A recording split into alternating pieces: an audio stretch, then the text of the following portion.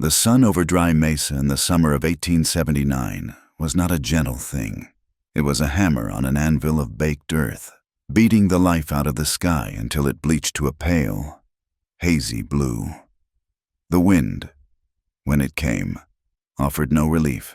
It was a hot breath that tasted of dust and distance, kicking up grit that stung the eyes and settled in the folds of a man's clothes, in the lines of his face.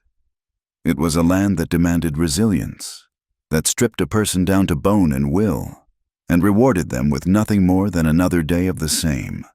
The people who survived here were like the wiry mesquite and the stubborn sagebrush, their roots dug deep into unforgiving soil, their faces weathered by a constant, silent struggle. Into this valley walked a man. He did not ride. His boots, worn nearly through at the soles, raised soft puffs of red dust with each deliberate step.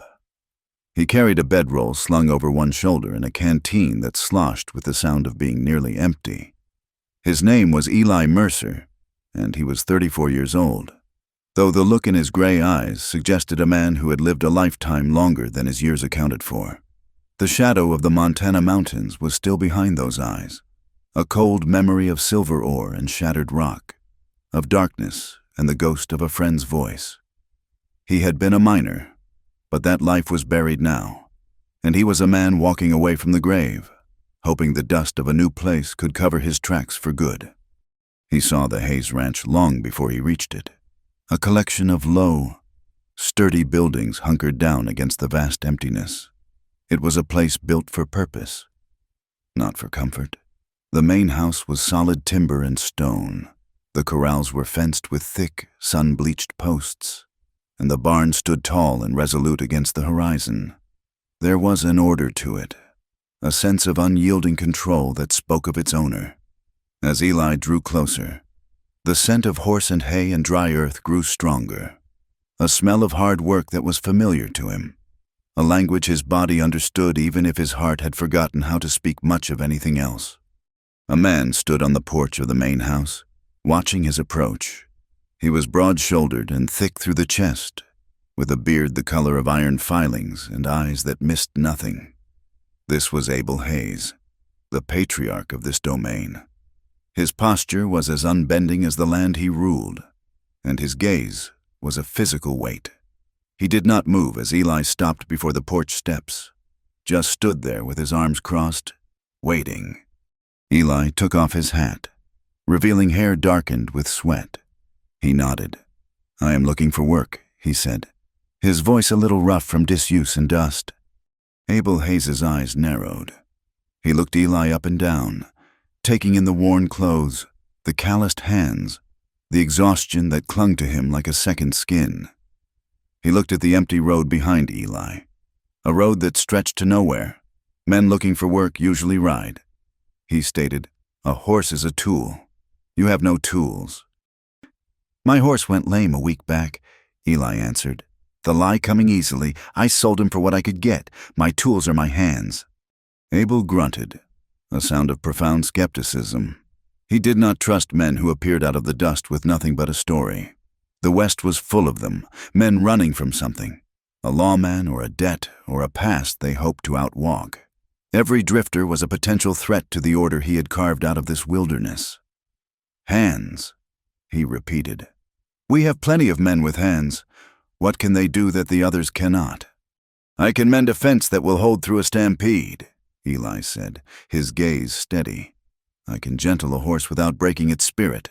I can work from sunup to sundown, and I do not cause trouble. I'm just looking for an honest wage for an honest day." From a window in the house, Eleanor Hayes watched the exchange. At 25, she possessed a quiet strength that mirrored the landscape she had known her entire life. She had her father's directness, but her mother's thoughtful eyes that saw more than what was on the surface. Her world was the ranch, a kingdom of dust and duty, since her mother had passed 5 years ago from a fever that swept through the valley. A profound loneliness had settled into the corners of her life, as fine and pervasive as the dust that coated everything. She loved her father, but his heart was barricaded behind walls of pride and suspicion.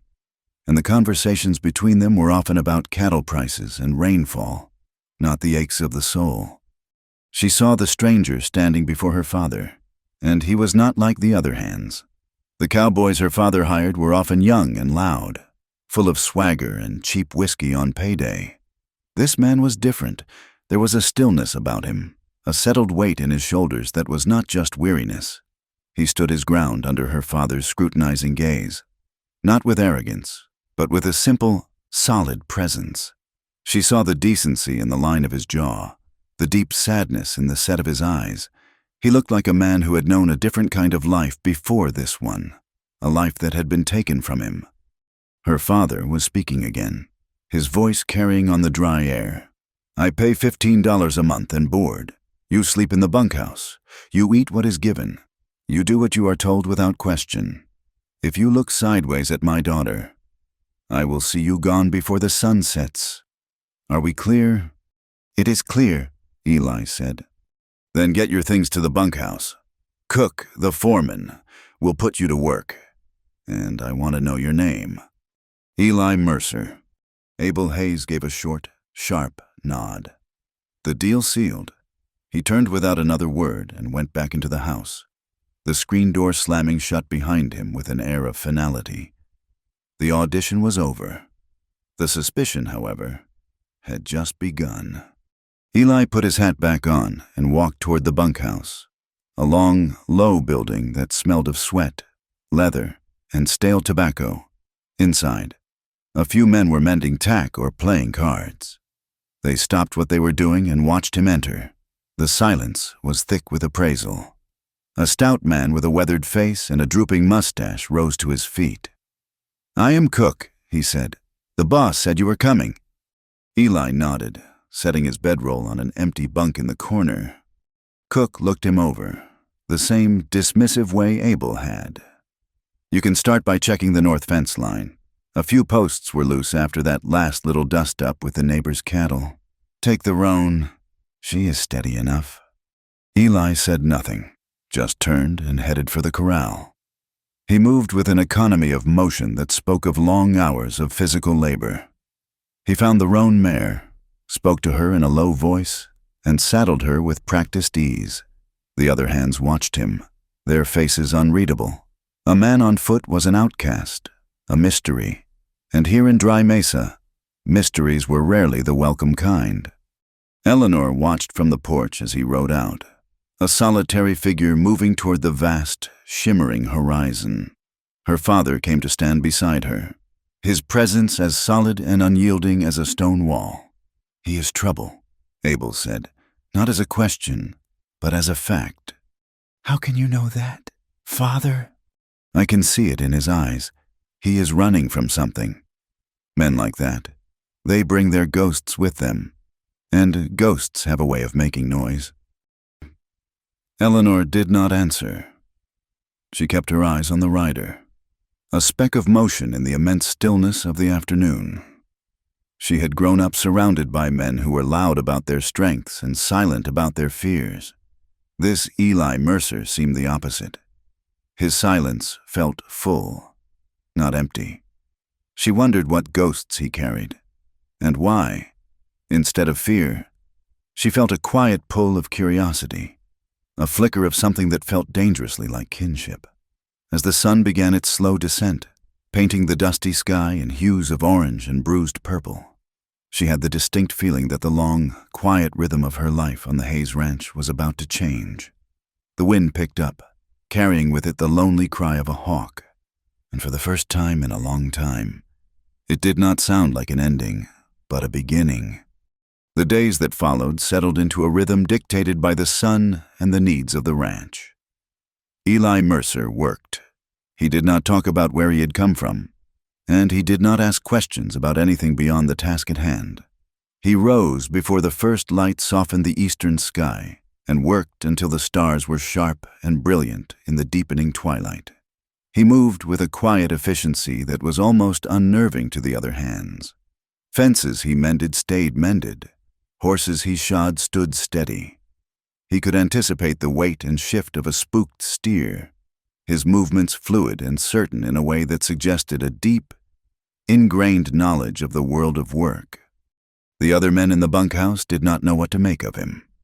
They were a rough collection of souls, their histories as varied and unexamined as the brands on the cattle they drove. They communicated in loud jokes, easy boasts, and the occasional grumble. Eli's silence was a wall they could not breach. They would sit around the stove in the evening, cleaning their gear or playing cards, the air thick with tobacco smoke and the low murmur of conversation, while Eli sat on his bunk, mending a tear in his shirt with small, precise stitches, or simply staring at the rough-hewn timbers of the wall as if he were reading a story written there. They took his quiet for arrogance.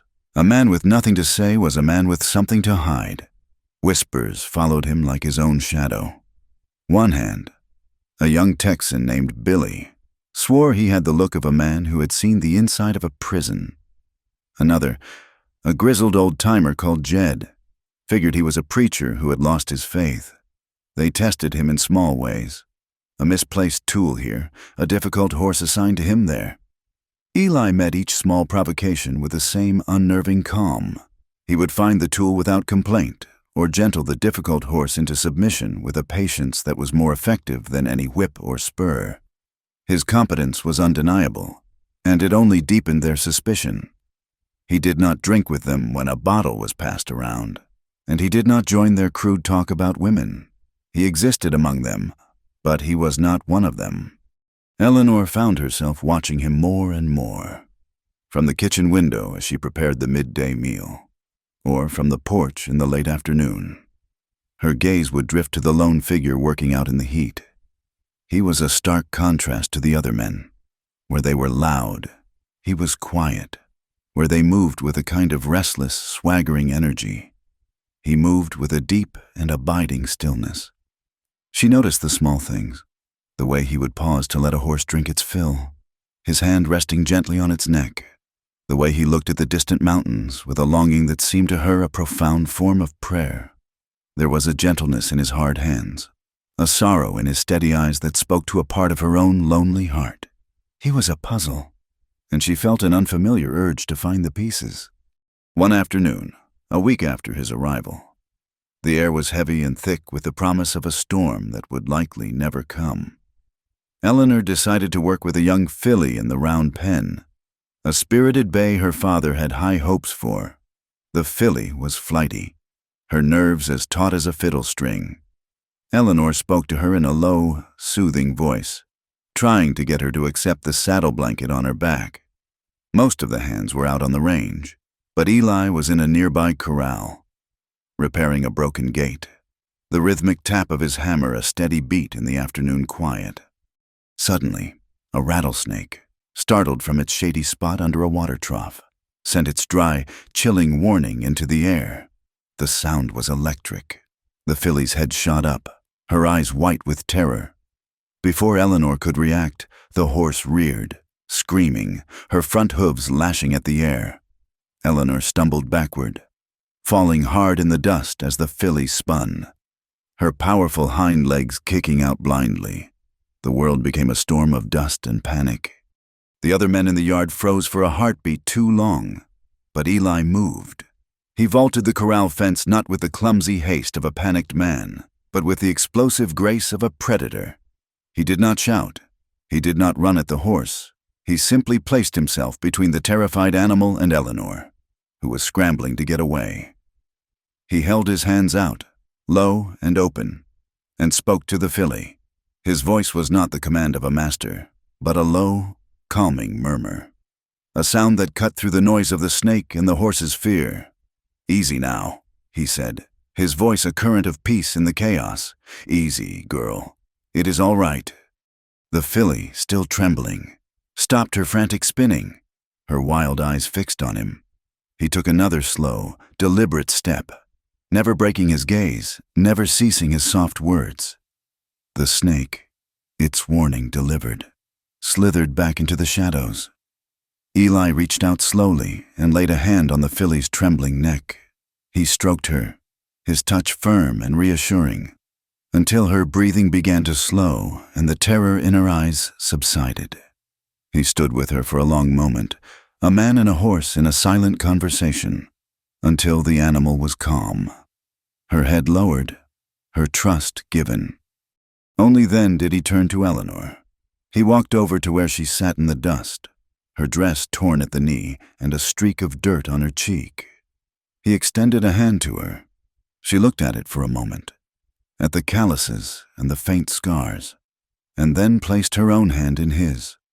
His grip was strong and steady as he helped her to her feet. "Are you harmed?" he asked, his gray eyes searching her face. She shook her head, her voice still shaky. "No, I'm all right. Thank you. You were so fast." He released her hand, his gaze dropping for a moment as if he were embarrassed by the attention. "A man learns to move when he has to," he said simply. From the porch of the main house, Abel Hayes had watched the entire scene unfold.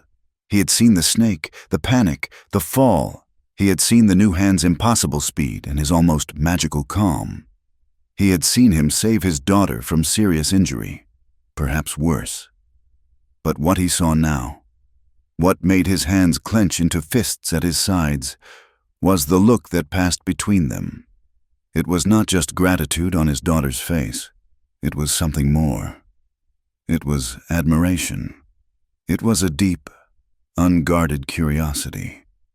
And in the man's eyes, as he looked at Eleanor, Abel saw a flicker of something he had not seen before, a warmth that momentarily chased the ghosts from their corners. He did not shout a word of thanks. He did not acknowledge Eli's bravery. His mind, always quick to see the threat on the horizon, saw it now in his own corral. It was not a wild horse or a venomous snake. It was the quiet man with the sad eyes and the capable hands. He saw the way Eleanor looked at Eli, and a cold, protective anger began to build in his chest. He had built this ranch to protect his family, to give his daughter a life of safety and standing. He would not see it all threatened by a nameless drifter. A man who was no doubt running from a past that would eventually catch up and swallow everything good it touched. When Eleanor started walking toward the house, her limp barely noticeable, Abel turned and went inside, letting the screen door slam behind him. The sound was a dismissal. It was a warning.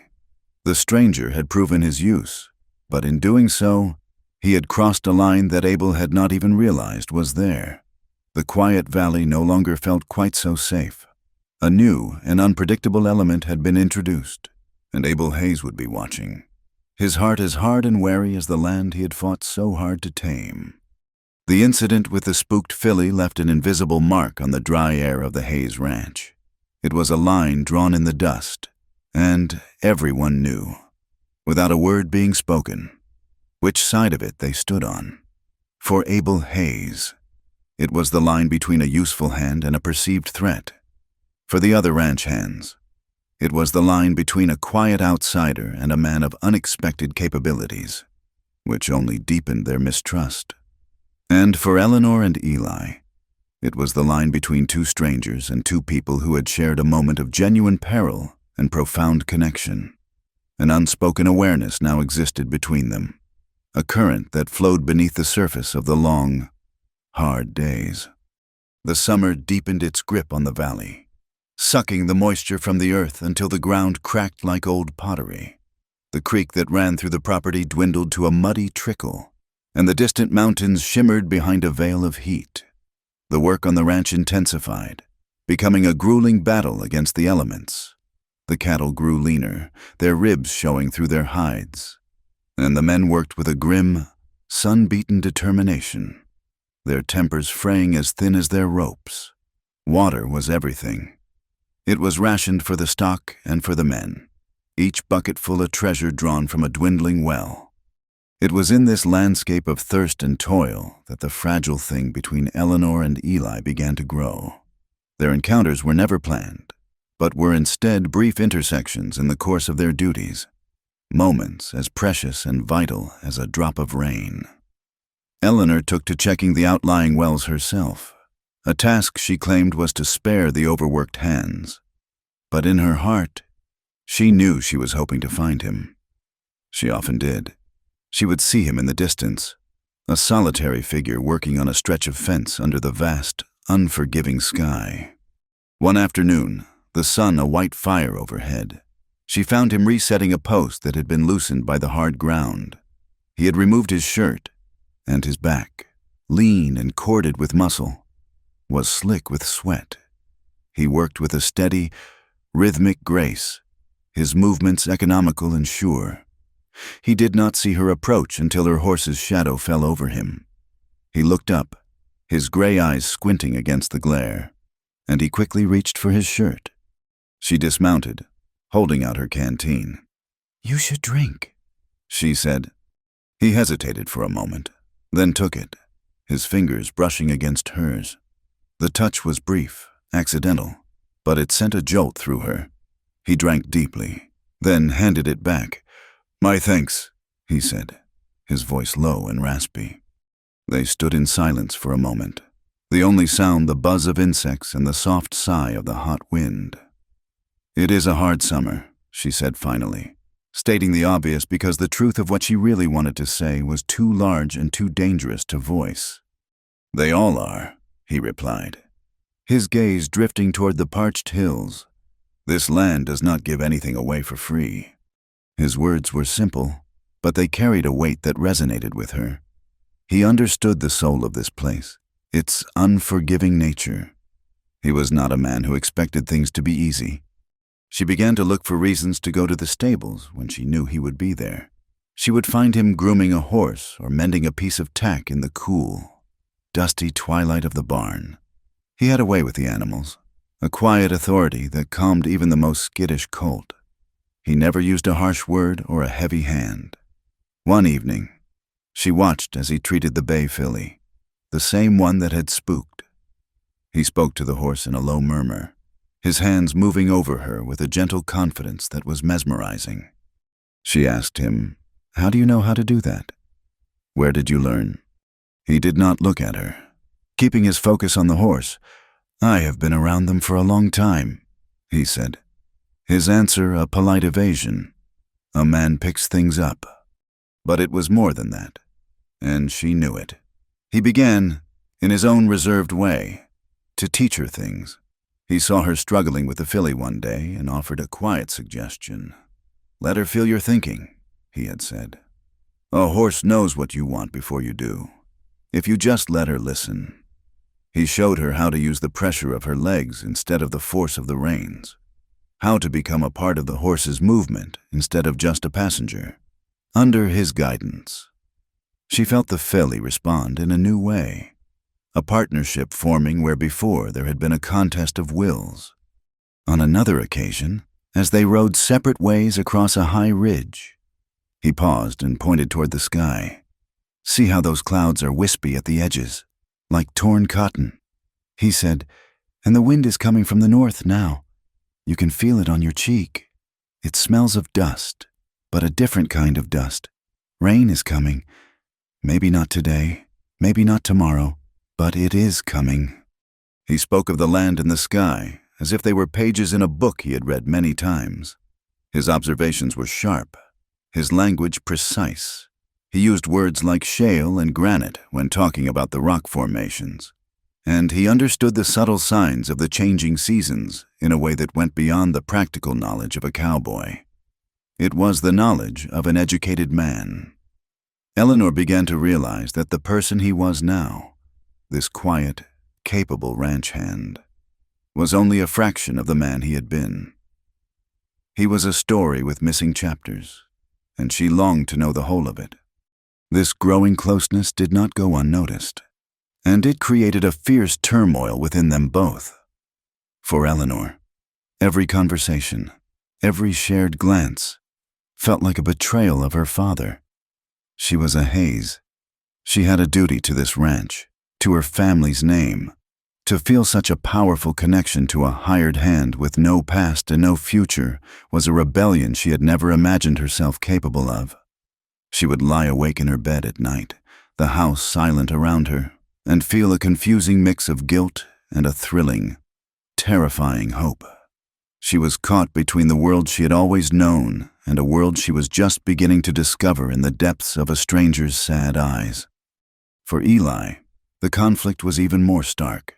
He had come to Dry Mesa seeking anonymity, a place to disappear.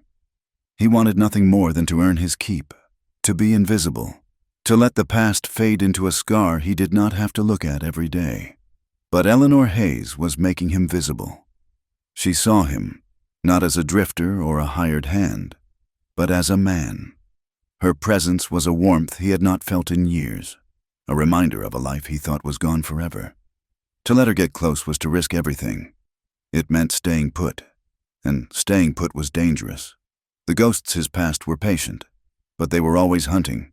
Every kind word from her, every moment of shared understanding, was both a comfort and a threat. It made him want to build a future in the very place he should be preparing to flee.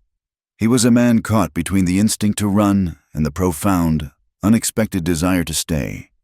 The prediction Eli had made about the rain proved to be a cruel joke played by the heavens.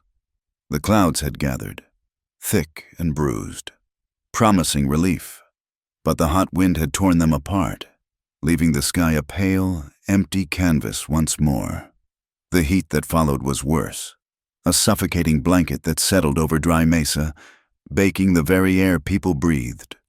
Tempers in the bunkhouse grew short, and even Abel Hayes's iron will seemed to show signs of wear as he watched his cattle stand listlessly by the nearly dry water troughs, their heads hanging low. It was on one of these punishing afternoons that a young calf, barely a week old, wandered away from its mother. Its panicked bellows echoed from the direction of the creek bed behind the stables. Eleanor, her own nerves stretched taut by the oppressive heat and the unspoken tension in the house, felt a surge of protective duty. She told her father she would fetch it, waving off his offer to send one of the hands. The short walk felt like a necessary escape from the suffocating stillness of the ranch house. She followed the sound of the calf's cries toward the part of the creek shaded by a thick stand of old cottonwood and willow trees. It was a secluded spot, a pocket of green that stubbornly defied the drought. The air here was cooler, heavy with the scent of damp earth and crushed leaves. As she pushed through a curtain of hanging willow branches, the calf's cries suddenly stopped. A different sound reached her, a gentle, rhythmic splashing. She paused, thinking it must be the calf having found the water. She moved forward quietly, not wanting to startle it again. Parting the last of the branches, she froze. The creek had pooled here, forming a small basin of water deep enough for a man to stand in. The water was surprisingly clear, catching the afternoon sun as it filtered through the canopy of leaves, scattering golden, shimmering light across the surface. And standing in the center of that pool of light was Eli Mercer. He was turned away from her, using his hands to sluice water over his head and shoulders. The dust and grime of his work were gone, washed away. In its place was the stark reality of the man himself. She saw the pale lines of old scars crisscrossing his back, silent testimonies to a life of hardship she could not begin to imagine. He was leaner than she had realized, all sinew and bone, a man honed down to his essential self by work and trouble. The sight was so unexpected, so intensely private, that her breath caught in her throat. Every instinct told her to turn, to retreat back into the shadows and pretend she had seen nothing. It was a violation, an unforgivable intrusion. But her feet were rooted to the ground. She was mesmerized by the strange peace of the scene. Here, away from the dust and the judging eyes of the ranch, he seemed like a different person. The weight he carried in his shoulders seemed to have been momentarily lifted. The water, the symbolic heart of life in this thirsty land, was cleansing him, not just of dirt, but of some deeper weariness. For the first time, she did not see the mysterious hired hand or the object of her father's suspicion. She saw a man, solitary and unguarded, in a moment of quiet communion with the world. As if he could feel her gaze, he slowly turned. His gray eyes met hers across the shimmering water. There was no flicker of surprise, no haste to cover himself, no trace of shame or anger. He simply looked at her, his expression calm and unreadable. The moment stretched into an eternity. The air was thick with everything unsaid between them. Eleanor felt a hot blush creep up her neck, a wave of panic and mortification that threatened to consume her. Her heart hammered against her ribs, and her mind screamed at her to run. He tilted his head slightly, and the corner of his mouth lifted in a slow, faint smile that was more weary than amused. His voice, when he spoke, was as calm and clear as the water around him. "If you have come all this way," he said, "then at least tell me the name of the woman who is looking." His words shattered the spell. They were not an accusation. They were a challenge, laced with a gentle wit that was utterly disarming. He was not demanding an apology for her intrusion. He was asking for her name, as if they were being properly introduced for the very first time. He was acknowledging the truth of the moment she had been watching him, and he had been aware of it. By refusing to be ashamed, he had stripped the moment of its awkwardness and filled it with a profound, terrifying honesty. The sound of his voice finally broke her paralysis. With a small, strangled gasp, she turned and fled. She did not look back. She crashed through the willow branches, her feet stumbling over roots, her only thought to put as much distance as possible between herself and that quiet pool, between herself and the man with the steady gray eyes. She did not stop until she reached the edge of the ranch yard, her lungs burning, her dress snagged and torn by the brush. The lost calf was forgotten. Everything was forgotten except the image burned into her mind, a man standing in a pool of golden light, meeting her gaze without fear. For the next several days, Eleanor lived in a state of agitated confusion. She avoided the stables, took her meals at odd times, and found tasks that kept her on the opposite side of the ranch from where Eli was working. The memory of the scene by the creek would ambush her at unexpected moments, making her cheeks flame and her hands tremble. She felt a deep sense of shame for her accidental voyeurism, but beneath it was a current of something else, something she could not name. It was the memory of his calm, his complete lack of pretense. He had been seen in a moment of utter vulnerability and had not flinched. He had met her gaze and spoken to her as an equal. The polite distance they had so carefully maintained was gone, replaced by a charged and heavy silence. When she did catch a glimpse of him across the yard, he would sometimes look her way, and she would see a new knowledge in his eyes, a flicker of that same weary amusement. He did not mock her with his gaze, but he did not let her forget, either. The secret of what she had seen lay between them, a shared experience that was both mortifying and intensely intimate. The avoidance could not last. A week after the incident, her father sent her to the far pastures with a message for Cook, the foreman. She found the men branding new calves, the air thick with the smell of dust, sweat, and seared hide. Eli was there, working the ropes with a quiet intensity, his movements precise and strong. Cook took the message from her, and as she turned to leave, Eli looked up. Their eyes met, and for the first time, neither of them looked away. The wall of silence had to be broken. That evening, she saw him walking from the bunkhouse toward the corral, his silhouette dark against the deep purple of the sunset. Taking a deep breath, she walked out to meet him. She did not know what she would say, only that the silence had become unbearable. He stopped when he saw her approach, waiting for her to speak. "My name is Eleanor," she said, her voice barely a whisper. He nodded slowly, his expression serious now. "I know," he said. The simple words, the quiet acknowledgement, were all it took. The dam of awkwardness broke, and a hesitant, uncertain current of conversation began to flow. They did not speak of the creek. They did not need to. But the memory of it had changed the very air between them, clearing it of pretense. They spoke of the drought, of a horse that had thrown a shoe, of the hawk she had seen circling that morning. The topics were simple, the language plain, but beneath the surface, they were learning the true shape of each other, starting not with names, but with the unguarded truth of a shared, stolen moment. The oppressive heat of the summer finally broke, not with the merciful release of rain, but with a shift in the wind that carried the faintest chill of the high country. The air cleared, and the days, while still hot, lost their suffocating edge. In this new clarity, the tentative bond between Eleanor and Eli deepened.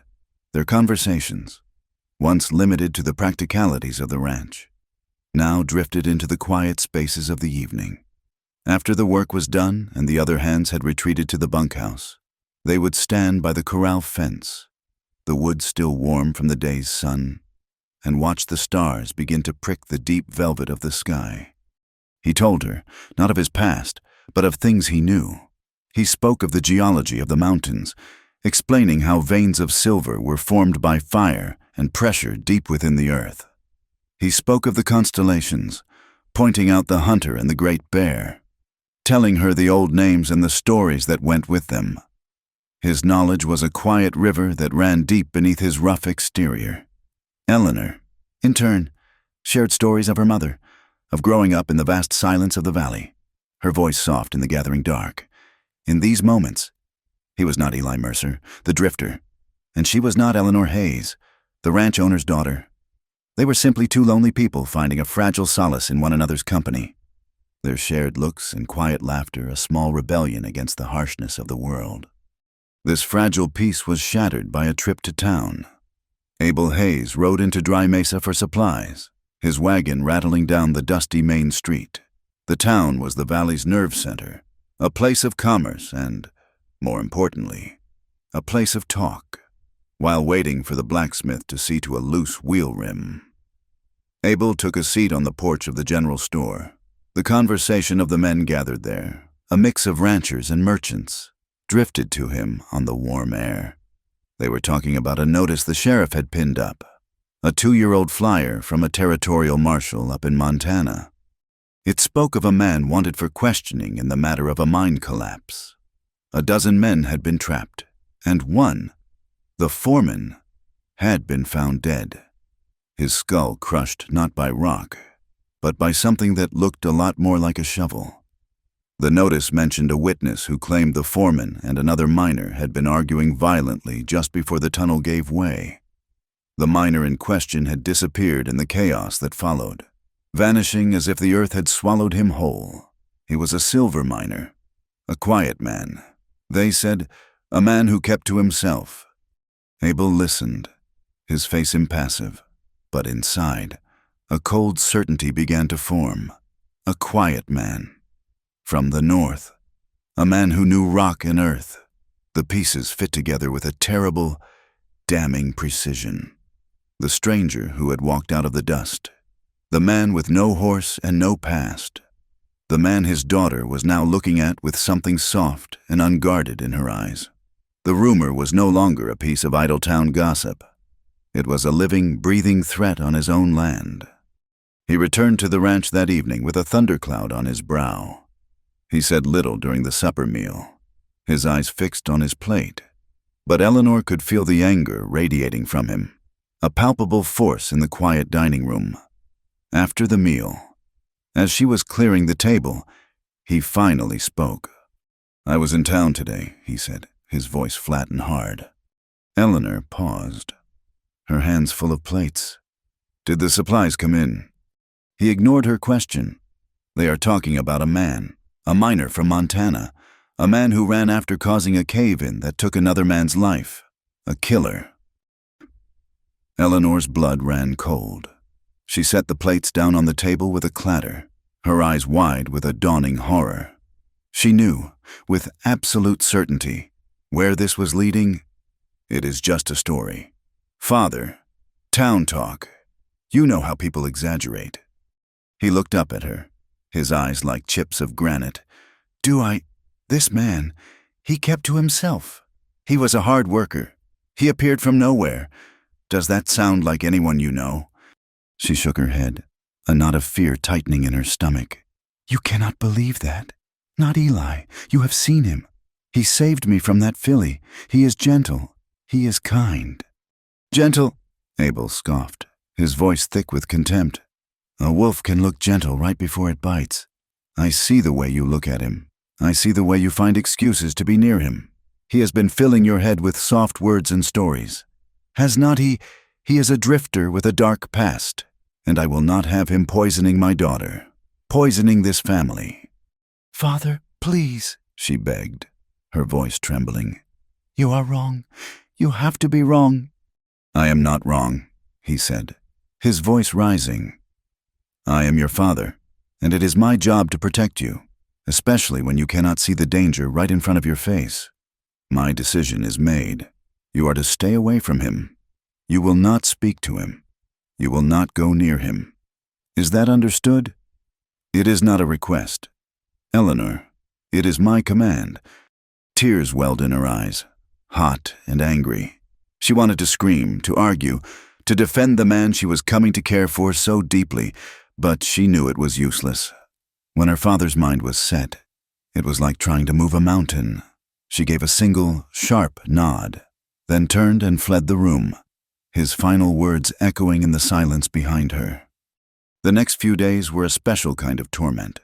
The easy companionship she and Eli had found was gone, replaced by a chasm of enforced silence.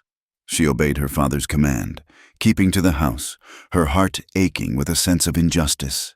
From her window, she could see Eli at work, his movements as steady and deliberate as ever, but she imagined she could see a new tension in the set of his shoulders, a familiar watchfulness returning to his eyes. He knew. He had to know. The chill from her father had undoubtedly spread through the foreman to the rest of the hands. The whispers and suspicious glances would have returned, sharper and more pointed than before. He was once again the outsider, the accused. Eli felt the change like a shift in barometric pressure. He saw the way Abel Hayes watched him from the porch, his gaze a physical weight of accusation. He saw the other hands give him a wider berth, their conversations stopping abruptly when he drew near. But the cruelest blow was Eleanor's absence. He would catch a glimpse of her at a distance, a fleeting shape in a window or a hurried figure crossing the yard. But she would never meet his eyes. Her avoidance was a blade twisting in a wound he had not realized was so deep. The quiet peace he had found here, the warmth he had felt in her presence, was being systematically dismantled. The old, familiar instinct to run began to surface, a cold whisper in the back of his mind. He found himself looking at the open road, calculating distances, thinking of other dusty towns, other places to be no one. But then he would see the light in her window late at night, and the thought of leaving felt like a physical amputation. He had survived by never letting anyone get close, by never putting down roots. But Eleanor had breached his defenses without even trying. To leave now would not be just an escape. It would be an abandonment. He was trapped between his past and a future he had only just begun to allow himself to imagine. He knew he could not let it end this way. He could not let her believe the poison her father had been fed. Late one night, when the moon was a silver sliver in the sky and the ranch was wrapped in a deep and profound silence, Eleanor slipped out of the house. She needed to hear it from him.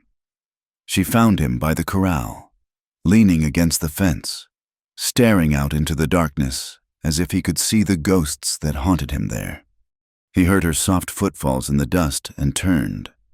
In the pale moonlight, she could see the exhaustion etched on his face. "They are saying things," she began, her voice tight with unshed tears. "My father, he heard a story in town, about a mine, about a man who died." Eli did not move. His face was a mask of sorrowful resignation. He looked at her, and in his eyes she saw not guilt, but a pain so deep it stole her breath. "I had to ask you," she whispered, her resolve crumbling. "I had to hear you say it is not true." He remained silent, his silence a more terrible answer than any confession. Tears began to stream down her face. "Silent and hot. "I do not care," she said, her voice breaking. "I do not care what happened before. I know you. I know the man who is standing here. Please, do not let him make you leave. Do not run." He looked at her then, at her tear-streaked face, at the fierce, desperate loyalty in her eyes. He saw the love she was offering him, a gift he knew he had no right to accept. He took a half step toward her, then stopped, as if held back by an invisible chain. His own heart felt like it was breaking. He wanted to reach out, to comfort her, to tell her everything would be all right. But he could not speak the lie. He could only offer her the one terrible truth he had learned. He finally spoke, his voice low and raw with emotion. "Sometimes, to protect what we love," he said, "we must be willing to lose everything." And with that, he turned and walked away, his form dissolving into the deep shadows of the barn, leaving her standing alone in the cold moonlight, the weight of his words a heavier burden than she had ever known. Eli's words hung in the air between them, a final, heartbreaking testament to a choice he felt he had to make. The days that followed were lived in a state of suspended misery. Eleanor moved through her chores like a ghost, her heart a heavy, cold stone in her chest. She saw the truth of his words in every interaction, every averted gaze. He was pulling away, preparing to be lost to her, believing it was the only way to protect her. Abel's cold vigilance was a constant presence, a wall of iron between them. The fragile world Eleanor and Eli had built in their quiet moments had been utterly demolished, leaving only the wreckage of unspoken feelings and the suffocating weight of her father's judgment. The past arrived on a Tuesday, riding a sway-backed mule. He was a man with a bloated face and small, cunning eyes that darted about, taking in the measure of the Hayes Ranch with a greedy gaze. He wore a miner's dusty coat despite the heat, and a pistol was holstered high on his hip. He dismounted with a groan and swaggered toward the main house, his spurs kicking up dust. His name was Duke Ralston, and he was the ghost Eli had been outrunning. He saw Eli first. Eli was coming out of the stables, carrying a repaired harness, and he froze for a single, fatal second when he saw the man by the porch. Recognition flared in his eyes, followed instantly by a look of profound, weary resignation. The chase was over. Duke's face split into a triumphant, ugly grin. "Well, well," he boomed, his voice coarse and loud. "Eli Mercer, I knew a snake like you could not have just vanished into the ground. Figured you had slithered your way to some forgotten corner of the world." Abel Hayes stepped out onto the porch, drawn by the loud voice. His eyes narrowed, moving from the stranger to Eli and back again. Duke tipped his hat to Abel with a mocking flourish. "Duke Ralston, at your service. I am looking for this man here." He pointed a grimy finger at Eli. "We have some unfinished business from back in Montana." "What business is that?" Abel asked, his voice low and dangerous. "The best kind," Ralston said with a sneer. "The kind that involves a dead foreman and a caved-in silver mine. This man, this quiet, hard-working Eli Mercer, he is the one who did it. Bashed in Jake Miller's head with a shovel and then set a charge to cover his tracks. Left a dozen of us to suffocate in the dark. He is a coward and a killer, and I have been looking for him for 2 long years." The accusation, spoken so crudely and with such certainty in the open air, was a lit fuse. The other hands, who had been working nearby, stopped and stared, their suspicions finally given a name and a shape. Eleanor watched from the kitchen window, her hands pressed against the glass, her heart seizing with dread. She saw the look on Eli's face. It was not the face of a guilty man, but of a condemned one. He did not deny it. He did not speak a single word in his own defense. He just stood there, his shoulders slumped, accepting the blow. For Abel, Ralston's words were the final, absolute proof. His face turned a dark, furious red. The silent drifter, the man his daughter had defended, was a murderer. The violation felt personal, a direct attack on his home and his family. He strode down the porch steps and stopped inches from Eli, his body rigid with rage. "Get your things," Abel snarled, his voice shaking with fury. "I want you off my land. Now! Cook, you and Billy ride with him. Take him to the edge of my property and make sure he does not come back. Eli looked past Abel, his gaze finding the kitchen window. His eyes met Eleanor's for one long, agonizing moment. In them, she saw an apology, a farewell, and a pain that mirrored her own. Then he turned, without a word, and walked toward the bunkhouse. Eleanor wanted to run out, to scream that they were wrong, that this Ralston was lying. But her father's rage was a physical barrier, and Eli's silence was a confirmation of some terrible, hidden truth. She could only watch, helpless. As he emerged a few minutes later with his small bedroll, he walked to the corral, saddled the same steady roan he had first been given, and mounted. Cook and Billy flanked him, their faces grim, and the small party rode out, heading north, shrinking into the vast landscape until they were gone.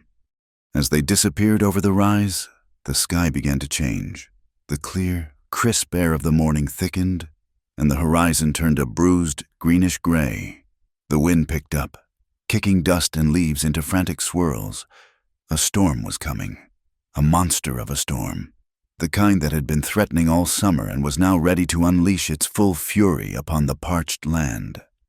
Night fell early, a suffocating blackness that was broken only by increasingly frequent flashes of lightning. Then the rain came, not as a gentle relief, but as a violent, horizontal assault. It hammered against the roof and windows of the ranch house, and the wind howled like a predator. Thunder cracked directly overhead, shaking the very foundations of the house. Eleanor sat in the parlor, staring into the fire, her body numb, her mind replaying the afternoon's events over and over. Then she heard it, through a lull in the wind's scream, a sound that did not belong to the storm, a sharp crack, a gunshot. She shot to her feet, her heart leaping into her throat. Abel looked up from his ledger. "Just thunder," he said, though his eyes betrayed his uncertainty. Another crack, closer this time, unmistakable. "It came from the north," Eleanor whispered, her voice tight with terror. "From the way they went." Abel's face hardened. "He is off our land. Eleanor, it is not our trouble." But she was already moving, grabbing her heavy oilskin coat from the peg by the door. "I am going out there." "You will do no such thing," Abel commanded, rising from his chair. "You will not risk your life for that man." She turned to face him, her eyes blazing with a fire he had never seen before. "That man saved my life," she said, her voice low and shaking. "He is out there, hurt, maybe worse, and I will not sit here and do nothing. You can command me to stay away from him on your land, but you cannot command my heart." Before he could stop her, she lit a lantern, pulled the door open against the force of the wind, and plunged into the raging storm. The wind tore at her, and the rain instantly soaked her hair and face, but she did not falter. She ran, her lantern swinging wildly, casting dancing, distorted shadows on the storm-lashed ground. The world was a terrifying chaos of wind, water, and noise. She followed the track north, her boots sinking into the mud, her mind screaming his name. A flash of lightning illuminated the landscape in a stark, momentary photograph, and she saw them, in a flat, open field. Two figures. One was on the ground, the other stood over him. She screamed Eli's name and ran faster, her lantern beam bouncing over the muddy ground. As she got closer, she saw it was Eli on the ground, clutching his arm, blood mixing with the rain and mud, and standing over him, his face a mask of vicious triumph in the lantern light, was Duke Ralston. He had not been bringing Eli to justice. He had been waiting for him. Ralston turned as she approached, his small eyes widening in surprise, then narrowing with cruel intent. "Well now," he snarled, "look what the storm blew in. Come to watch your man die." He raised his pistol, but before he could aim it at her, Eli moved. With a roar of pure primal fury, he launched himself from the ground, ignoring the pain in his wounded arm. He tackled Ralston around the knees, sending them both crashing into the mud. The gun flew from Ralston's hand, disappearing into the dark. What followed was not a fight. It was a desperate, brutal struggle for survival. Lit by the strobing, epileptic flashes of lightning and the frantic yellow light of Eleanor's lantern, the two men wrestled in the slick, clinging mud. It was a chaotic tangle of limbs, of grunts and curses lost in the howl of the wind. Ralston was bigger, stronger, but Eli was fighting for more than his own life. He was fighting for the woman who stood just feet away, her face a pale mask of terror. Ralston landed a heavy blow to Eli's face, and Eli fell back. Ralston scrambled in the mud, his hands searching for the gun. Eleanor screamed, a raw, piercing sound of pure fear. That sound seemed to give Eli a last surge of strength. He lunged forward again, grabbing Ralston's ankles, pulling him down. Ralston kicked out, catching Eli in the ribs. But Eli held on, his grip like iron. A brilliant flash of lightning lit the scene as if it were day. In that split second, Eleanor saw Ralston's hand close around the grip of the pistol, half submerged in the mud. He was bringing it up, turning it toward Eli's chest.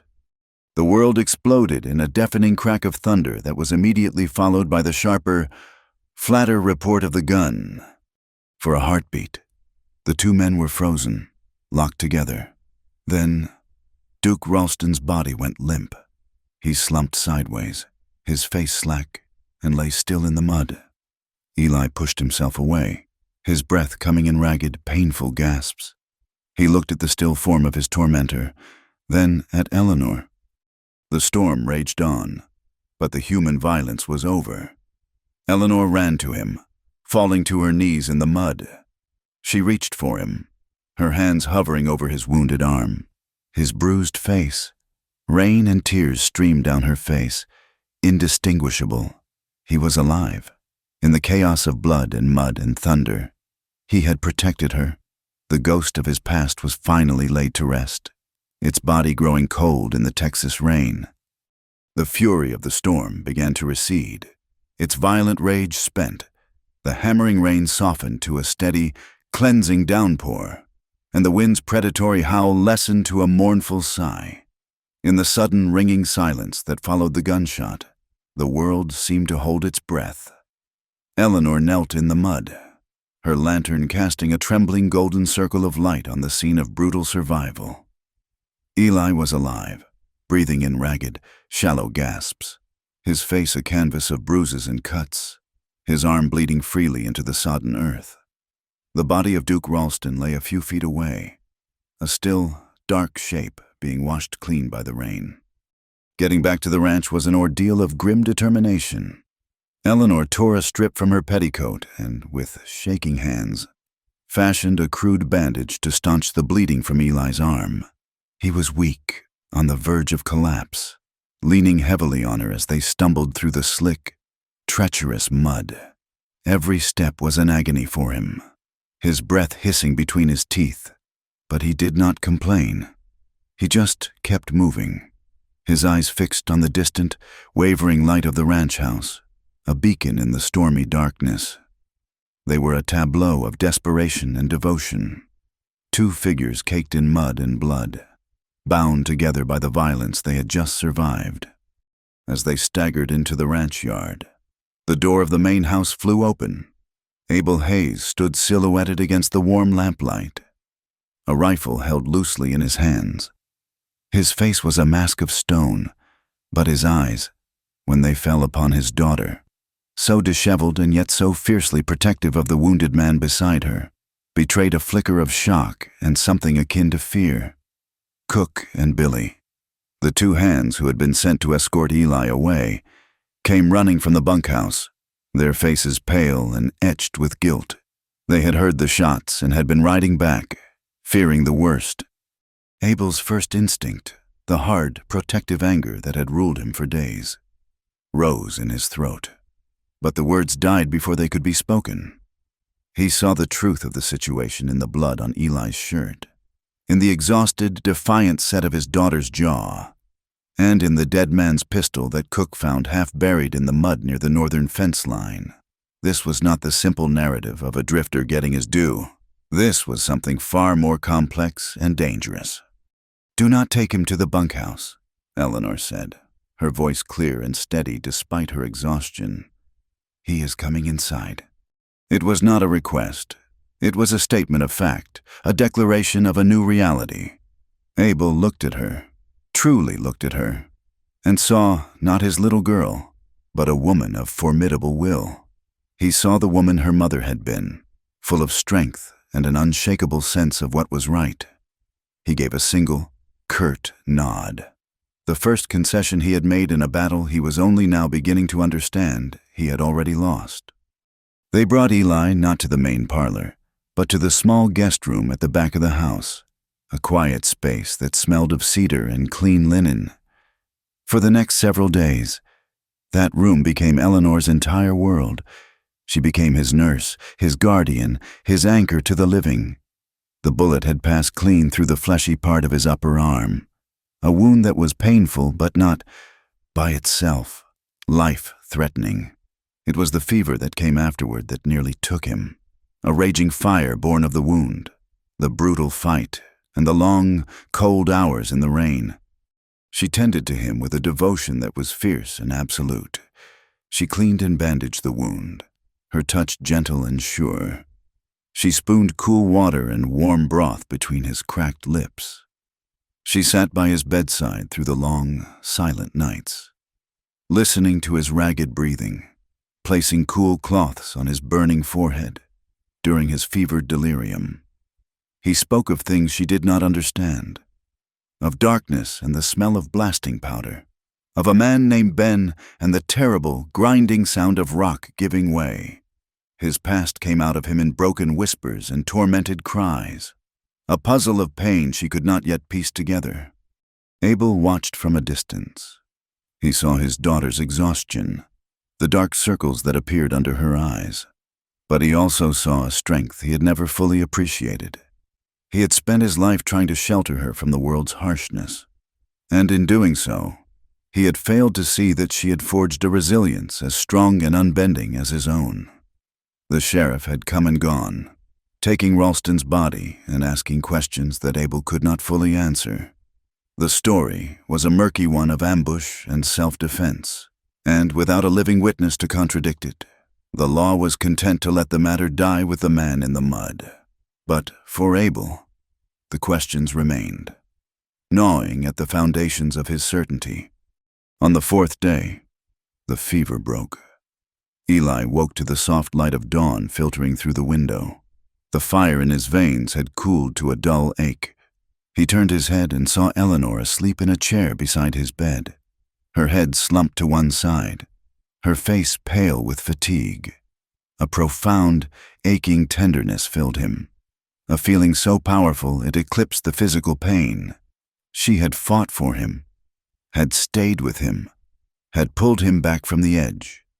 The instinct to run, the defense mechanism that had kept him alive for 2 years, felt like a distant, hollow echo. There was nothing left to run from, and everything to stay for. Right here in this room. Later that day, when she brought him a bowl of soup, he spoke, his voice weak but clear. "You should have let me go," he said. Eleanor set the bowl down and looked at him, her gaze unwavering. "I could not," she replied simply. "The time has come for the truth," he said, "all of it." And so, he told her. He told her about the mine in Montana, about his friend Ben, a good man with a wife and a young son. He told her how Duke Ralston and the foreman, Jake Miller, were running a scam, shorting the miners on their wages. Ben had discovered the truth and had confronted Miller down in the tunnels. The argument had turned violent. Miller, a brutal man, had attacked Ben. Eli had intervened, trying to pull Miller away. In the struggle, Miller had tripped and fallen, his head striking a jagged piece of ore with a sickening crack. He had died instantly. Ralston, seeing what happened, had panicked and, in a moment of craven self-preservation, had lit a short fuse on a blasting charge. intending to cause a small rock fall to seal the tunnel and make it look like an accident. But he had used too much powder. The entire section of the mine had collapsed. Ben had been crushed by the falling timbers. Eli had been blown back by the blast, surviving by some miracle. When he clawed his way to the surface, Ralston was already spinning his tail, painting Eli as the murderer who had caused the cave-in to cover his crime. I ran. Eli finished, his voice raw. I ran because it was Ralston's word against a dead man's, and because I could not face Ben's wife. I felt his death on my soul, surviving when he did not felt like the greatest sin of all. As he spoke, neither of them had noticed Abel Hayes standing in the open doorway. He had come to check on the patient, his heart still a tangle of pride and doubt. But he had stopped, compelled to listen by the raw, unvarnished truth in Eli's voice.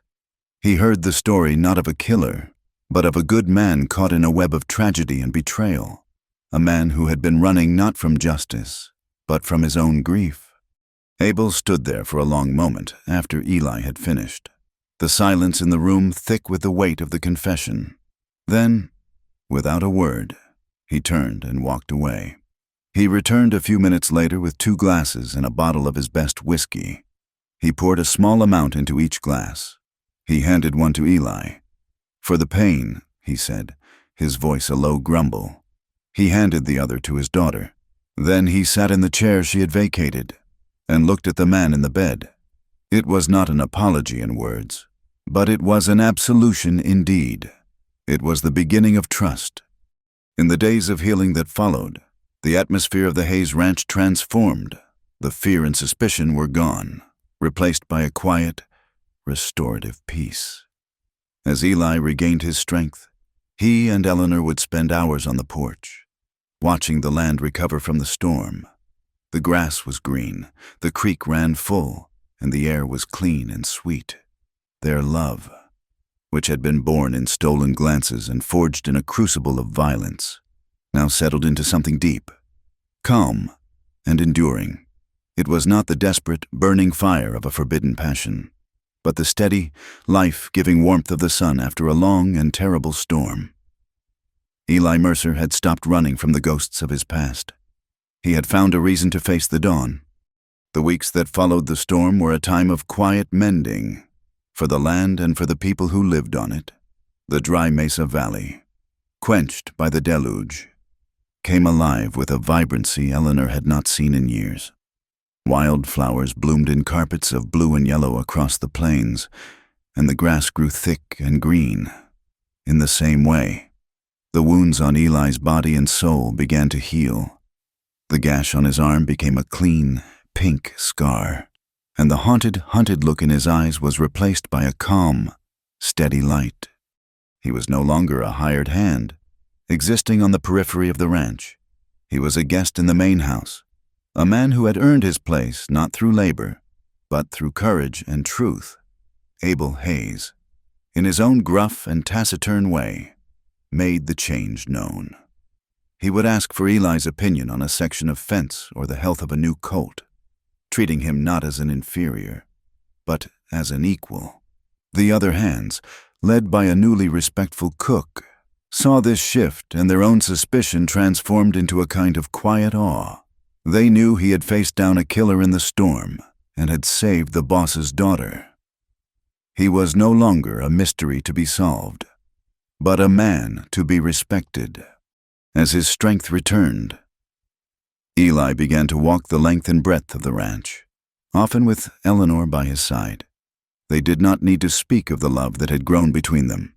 It was as plain and constant as the sky above. It was in the way her hand fit perfectly in his, the way he would look at her when she was not looking, a quiet wonder on his face. The fire and fear that had characterized their early courtship had been banked, leaving behind the deep, glowing embers of a love that was built to last. It was a peaceful time, a gift of grace after so much turmoil, but they both knew it was a borrowed peace, an interlude before the final chapter of their story could begin. The conversation, when it came, was on a cool evening, with the sun setting behind the distant mountains, painting the sky in strokes of lavender and gold. They sat on the porch steps, the same steps where Abel had first judged and condemned him. "I cannot stay here." "Eleanor," Eli said, his voice soft but firm. He was not looking at her, but out at the vast, open land that stretched to the horizon. She had known this was coming. Her heart felt a pang of sorrow, but she did not feel fear. "Why?" she asked. "This is your father's world," he answered. "He is a good man, and he has been more than fair to me. But I have been a guest in his house, a patient under his roof. To stay now would be to accept a life that is not my own. I need to build something that is mine, before I can be the man you deserve. I spent 2 years running from who I was. I will not spend the rest of my life living as someone I am not." He finally turned to look at her, his gray eyes full of a fierce, gentle love. "I need to start again, not as a fugitive, not as a drifter, but as Eli Mercer, and I have to do it on my own terms." Eleanor listened, and in his words she heard not an ending, but a beginning. She saw the truth and honor in his decision. He was not leaving her. He was making a place for her in a life he had yet to create. She had once been a girl who watched the world from her window, a prisoner of duty and her father's love. But she had run into a storm for this man. She had faced down death for him. The girl she had been was gone, and in her place was a woman who knew her own heart. "Then you will not be going alone," she said, her voice as calm and certain as his. "The life you build will be our life. The road you take will be our road." Eli looked at her, his throat tight with emotion. "Eleanor, this ranch is your home. Your whole life is here." "It was," she said, a soft smile touching her lips. "But my home is not a place on a map anymore." "It is with you." The next morning, they told Abel. They stood before him in the parlor, side by side, a united front. Eleanor spoke first, explaining their decision with a clarity and maturity that left no room for argument. Eli then explained his need to build a life of his own. Abel listened in silence, his weathered face unreadable. He looked at his daughter, standing so tall and sure beside the man she loved, and he finally saw her not as the child he needed to protect, but as the strong, capable woman she had become. He saw the integrity in Eli, a man who refused to take the easy path, and he knew his daughter had chosen well. A profound sadness touched him, the inevitable grief of a father letting his only child go, but beneath it was a deep and abiding pride. He had raised her to be strong, and now he had to honor that strength, even if it meant letting her walk away. He was quiet for a long time. Then he nodded slowly. "A man has to make his own way," he said, his eyes on Eli, "and a woman has to choose her own path." He rose from his chair and walked to the sturdy wooden desk where he kept his ledgers and his savings. He took out a heavy leather pouch and a folded piece of paper. He handed the paper to Eli. It was the deed to a small quarter section of land 200 miles west, near the Purgatoire River. It had a cabin and a spring. He had won it in a card game years ago and had never done anything with it. "It is not much," Abel said gruffly, "but it is a start." The pouch had enough money for supplies, a good wagon, and a breeding pair of his best cattle. Eli tried to refuse, but Abel cut him off. "Do not mistake this for charity," the old man said, a rare, faint smile touching his lips. "Consider it back pay, and an investment. I expect to see a return on it someday." It was his blessing, given in the only way he knew how, through the practical language of land and provision. They left at dawn 2 days later. The sky was the color of pearl, and a cool, clean breeze whispered through the valley. Abel had given them his sturdiest wagon and his 2 best horses. As Eli and Eleanor loaded the last of their supplies, the entire ranch seemed to have turned out to see them off. The hands, who had once viewed Eli with suspicion, now shook his hand with genuine respect. Cook clapped him on the shoulder, his eyes suspiciously bright. Abel stood on the porch, watching. When they were ready, Eli walked up the steps and extended his hand. The two men shook, a firm, binding grip of mutual respect. "Thank you for everything, Abel," Eli said. Abel just nodded, his throat too tight for words. Eleanor hugged her father, holding onto him tightly.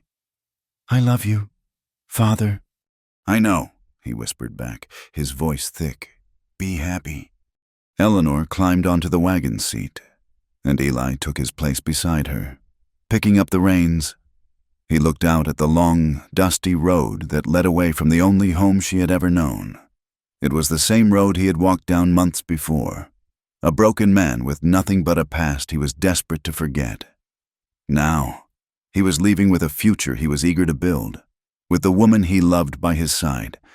He clicked the reins, and the wagon lurched forward, its wheels crunching on the gravel. They did not look back as they cleared the last of the ranch buildings and started out across the open plain. The sun broke over the eastern horizon, flooding the world with brilliant, golden light. It touched the green grass and made it shine, and it lit up the road ahead, turning it into a path of promise. On the open seat of the wagon, Eleanor's hand found his, her fingers lacing through his. He gave her hand a gentle squeeze, a silent acknowledgement of all they had been through and all that was to come. He looked at the vast, open land before them, a world of promise and peril. "The West is still wild," he said, his voice quiet but steady. "But maybe this time, it will not swallow us whole." Thank you for listening to our story, and we invite you to comment below with where you are tuning in from to connect with fellow listeners. Subscribe to our channel Wild West Night, like this video, and press the hype button to help share this tale with more people.